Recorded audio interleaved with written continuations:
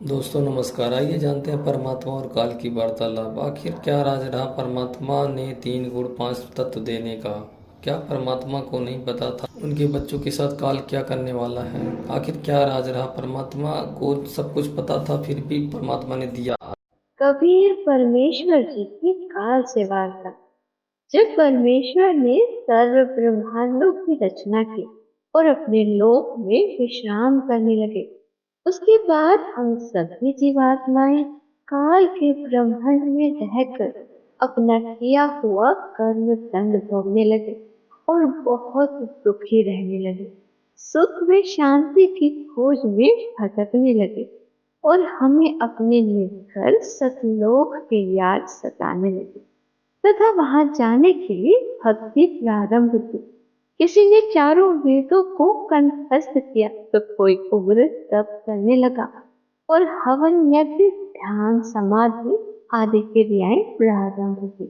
लेकिन फिर भी निजकर सतलोक नहीं जा सके, क्योंकि उपरोक्त क्रियाएं करने से अगले जन्मों में अच्छे समृद्ध जीवन जैसे राजा महाराजा, बड़ा व्यापारी, अधिकारी, देव महादेव, स्वर्ग महास्वर्ग आदि को प्राप्त होकर वापस लख 84 भोगने लगे।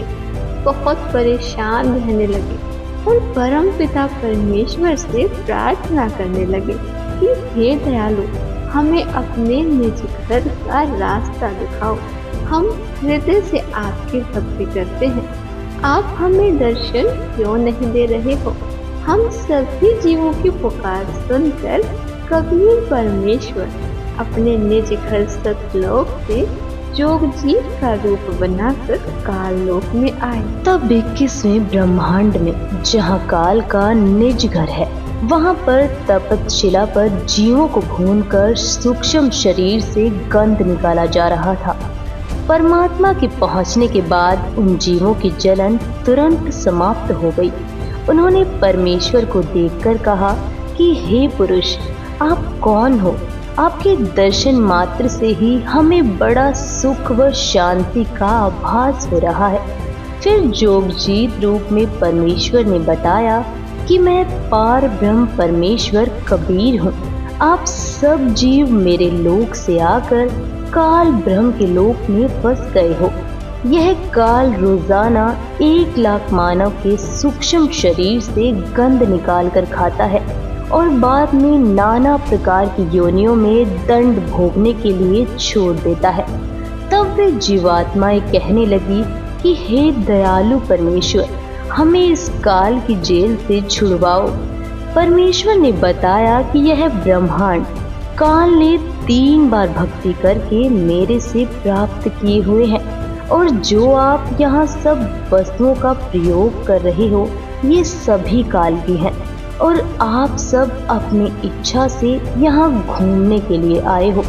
इसलिए अब आपके ऊपर काल ब्रह्म का बहुत ज्यादा ऋण हो चुका है, और यह ऋण मेरे सच्चे नाम के जाप के बिना नहीं उतर सकता।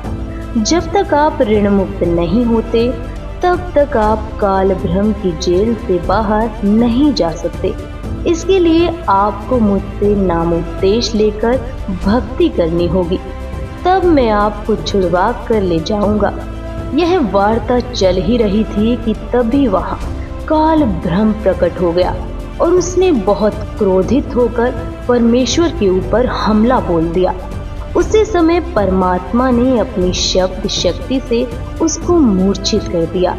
फिर कुछ समय बाद वह होश में आया तो परमेश्वर के चरणों में गिरकर माफी मांगी और बोला कि आप मुझसे बड़े हो, मुझ पर कुछ दया करो और यह बताओ कि आप मेरे लोक में क्यों आए हो। तब परमात्मा ने काल पुरुष को बताया कि कुछ जीवात्माएं भक्ति करके अपने निज घर सतलोक में वापस जाना चाहती हैं। उन्हें सद्भक्ति मार्ग नहीं मिल रहा है, इसलिए वे भक्ति करने के बाद भी इसी लोक में रह जाती हैं। मैं उनको सद्भक्ति मार्ग बताने के लिए और तेरा भेद देने के लिए आया हूँ कि तू काल है, 1 लाख जीवों का आहार करता है और 1.25 लाख जीवों को उत्पन्न करता है तथा भगवान बनकर बैठा है। मैं इनको बताऊंगा कि तुम जिसकी भक्ति करते हो वह भगवान नहीं काल है। इतना सुनते ही काल बोला कि यदि सब जीव वापस चले गए तो मेरे भोजन का क्या होगा, मैं भूखा मर जाऊंगा। इसके बाद काल ने परमेश्वर से प्रतिज्ञा करवाकर कुछ सुविधा मांगी। काल ने कहा कि तीनों युगों अर्थात सतयुग, त्रेता युग, द्वापर युग में थोड़े जीव पार करना। जब कलयुग आए तो चाहे जितने जीवों को ले जाना, जोर जबरदस्ती करके जीव मेरे लोक से न ले जाना। आप अपना ज्ञान समझाना, जो आपके ज्ञान को माने वह आपका, जो मेरे ज्ञान को माने वह मेरा। कलयुग में पहले मेरे दूत प्रकट होने चाहिए, पीछे आपका दूत जाए। त्रेता युग में समुद्र पर पुल बनवाना। उस समय मेरा पुत्र विष्णु रामचंद्र रूप में लंका के राजा रावण से युद्ध करेगा, समुद्र रास्ता नहीं देगा। द्वापर युग में बौद्ध शरीर त्याग कर जाऊंगा। राजा इंद्रदमन मेरे नाम से यानी जगन्नाथ नाम से समुद्र के किनारे मेरी आज्ञा से मंदिर बनवाना चाहेगा, उसको समुद्र बाधा करेगा। आप उस मंदिर की सुरक्षा करना। ये वचन काल ने परमात्मा से प्राप्त कर लिए। परमेश्वर ने सर्व मांगे स्वीकार कर ली और वचनबद्ध हो गए। तब काल ब्रह्म हंसा और कहा कि हे जोगजीत, आप जाओ संसार में। जिस समय कलयुग आएगा उस समय मैं अपने 12 दूत यानी नकली सतगुरु संसार में भेजूंगा। जब कलयुग 5505 वर्ष पूरा होगा तब तक मेरे दूत तेरे नाम से 12 कबीर पंथ चलेंगे। कबीर जी ने जोगजीत रूप में काल ब्रह्म से कहा था कि कलयुग में मेरा नाम कबीर होगा और मैं कबीर नाम से पंथ चलाऊंगा। इसलिए काल ज्योति निरंजन ने कहा था कि आप कबीर नाम से एक पंथ चलाओगे तो मैं कबीर नाम से 12 पंथ चलाऊंगा। सर्व मानव को भ्रमित करके अपने जाल में फंसा कर रखूंगा। इनके अतिरिक्त और भी कई पंथ चलाऊंगा जो सतलोक सचखंड की बातें किया करेंगे तथा सत्य साधना उनके पास नहीं होगी, जिस कारण से वे सतलोक की आश में गलत नामों को जाप करके मेरे जाल में ही रह जाएंगे। काल ब्रह्म ने परमेश्वर से पूछा था कि आप किस समय कलयुग में अपना सत्य कबीर पंथ चलाओगे। कबीर जी ने कहा था कि जिस समय कलयुग 5505 वर्ष बीत जाएगा तब मैं अपना यथार्थ 13वां कबीर पंथ चलाऊंगा। काल ने कहा कि उस समय से पहले मैं पूरी पृथ्वी के ऊपर शास्त्र विधि त्याग कर मनमाना आचरण करवाकर सभी को शास्त्र विरुद्ध ज्ञान बताकर झूठे नाम तथा गलत साधना के अभ्यस्त कर दूंगा।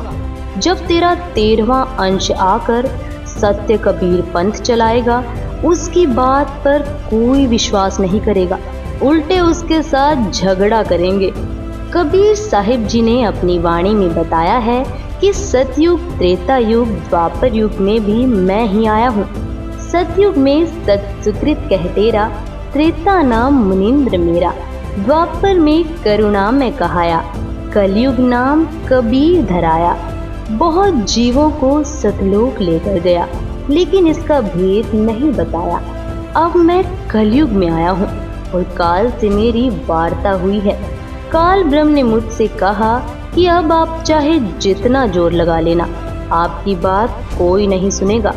प्रथम तो मैंने जीव को भक्ति के लायक ही नहीं छोड़ा है, उनमें बीड़ी, सिगरेट, शराब, मांस आदि दुर्व्यसन की आदत डालकर इनकी वृत्ति को ही बिगाड़ दिया है। नाना प्रकार की पाखंड पूजा में जीवात्माओं को लगा दिया है। दूसरी बात यह होगी कि जब आप अपना ज्ञान देकर वापिस अपने लोक में चले जाओगे तब मैं यानी काल अपने दूत भेजकर आपके पंथ से मिलते जुलते 12 पंथ चलाकर जीवों को भ्रमित कर दूंगा। महिमा सतलोक की बताएंगे, आपका ज्ञान कथेंगे, लेकिन नाम जाप मेरा किया करेंगे, जिसके परिणाम स्वरूप मेरा ही भोजन बनेंगे। यह सभी बात सुनकर कबीर साहिब जी ने कहा कि आप अपनी कोशिश करना, मैं सतमार्ग बताकर ही वापस जाऊंगा और जो मेरा ज्ञान सुन लेगा वह तेरे बहकावे में कभी नहीं आएगा। सतगुरु कबीर साहिब जी ने कहा कि हे निरंजन, यदि मैं चाहूँ तो तेरे सारे खेल को क्षण भर में समाप्त कर सकता हूँ, परंतु ऐसा करने से मेरा वचन भंग होता है।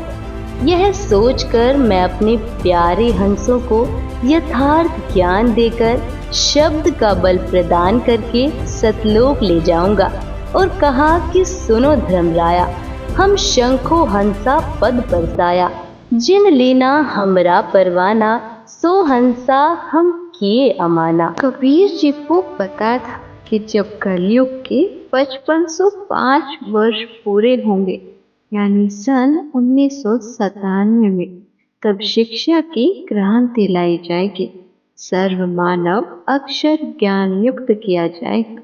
उस समय मेरा दास सर्व धार्मिक ग्रंथों को एक से समझकर मानव समाज के रूबरू करेगा। सर्व प्रमाणों को आंखों देखकर शिक्षित मानव सत्य से परिचित होकर तुरंत मेरे 13वें पंथ में दीक्षा लेगा और पूरा विश्व मेरे द्वारा बताई भक्ति विधि तथा तत्व ज्ञान को हृदय से स्वीकार करके भक्ति करेगा। उस समय पुनः सतयुग जैसा वातावरण होगा। आपसी राग द्वेष, चोरी चारी, लूट ठगी कोई नहीं करेगा, कोई धन संग्रह नहीं करेगा, भक्ति को अधिक महत्व दिया जाएगा।